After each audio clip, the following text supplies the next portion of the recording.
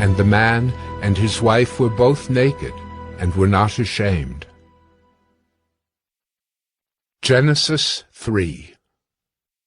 Now the serpent was more crafty than any other beast of the field that the Lord God had made.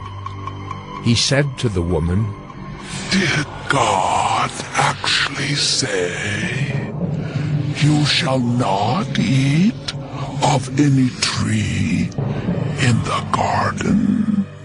And the woman said to the serpent, "We may eat of the fruit of the trees in the garden, but God said, 'You shall not eat of the fruit of the tree that is in the midst of the garden, neither shall you touch it, lest you die.'" But the serpent said to the woman, "You will not surely die, for God knows that when you eat of it, your eyes will be opened, and you will be like God, knowing good and evil." So when the woman saw that the tree was good for food, and that it was a delight to the eyes, and that the tree was to be desired to make one wise, she took of its fruit and ate. And she also gave some to her husband who was with her, and he ate. Then the eyes of both were opened, and they knew that they were naked. And they sewed fig leaves together, and made themselves loincloths. And they heard the sound of the Lord God walking in the garden in the cool of the day. And the man and his wife hid themselves from the presence of the Lord God among the trees of the garden.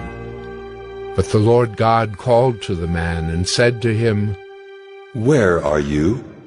And he said, "I heard the sound of you in the garden, and I was afraid, because I was naked, and I hid myself." He said, "Who told you that you were naked? Have you eaten of the tree of which I commanded you not to eat?" The man said, "The woman whom you gave to be with me, she gave me fruit of the tree, and I ate." Then the Lord God said to the woman, "What is this that you have done?" The woman said, "The serpent deceived me, and I ate." The Lord God said to the serpent, "Because you have done this, cursed are you above all livestock, and above all beasts of the field. On your belly you shall go, and dust you shall eat all the days of your life. I will put enmity between you and the woman, and between your offspring and her offspring. He shall bruise your head, and you shall bruise his heel." To the woman he said, "I will surely multiply your pain in childbearing. In pain you shall bring forth children. Your desire shall be for your husband, and he shall rule over you." And to Adam he said, "Because you have listened to the voice of your wife, and have eaten of the tree of which I commanded you, you shall not eat of it. Cursed is the ground because of you. In pain you shall eat of it all the days of your life. Thorns and thistles it shall bring forth for you, and you shall eat the plants of the field.